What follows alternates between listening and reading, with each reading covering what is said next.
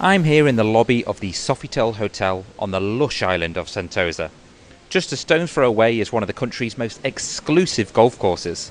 There's also the Universal Studios theme park and even beaches made with imported sand. It's a real upmarket hotspot for visitors to Singapore, and here at this hotel they are preparing themselves for the return of tourists from China. Now our chef is preparing this beautiful barbecue. People love to start with the beautiful salmon yushan. That's Cavalier Giovanni Vitarale, the cluster general manager. He's well aware of the importance of the Chinese market and is keen to cater for them. People have all the menus translated properly in Chinese, having the food that they really like, and welcome them with such a warm hospitality. Before the world shut down in early 2020, tourism in Singapore was booming. Over 19 million people visited the city-state in 2019.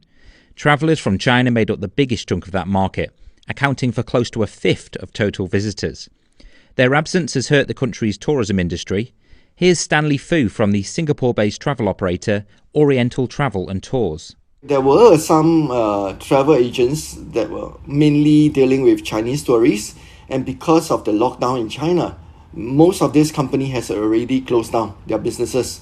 So, the whole industry is missing the Chinese tourists for sure. Singapore decided against imposing restrictions on travellers from China. The country is keen to remain open to the world as it looks to recover its battered tourism industry. It's a measured approach, according to CIMB economist Song Seng-won. We are seeing infection rising in many countries, not just in China. So if there are no new viruses that are more deadly, that could potentially threaten the healthcare system, then it has a very pragmatic approach. With the Lunar New Year holidays fast approaching, here in Chinatown there are decorations and lights, and the shops and food stalls are filled with customers. Walking around these streets, it's easy to see why Chinese tourists would feel at home in Singapore, and links between the two countries remain strong. Economist Song Seng-won. There is just a lot of interaction and connectivity between the two sides. So a lot of business ties, a lot of ties related to and connected with family. As Chinese tourists start to return, they should also start to spend. China was the top contributor to Singapore's tourism receipts in 2019, with cash splashed in luxury shops, hotels and restaurants.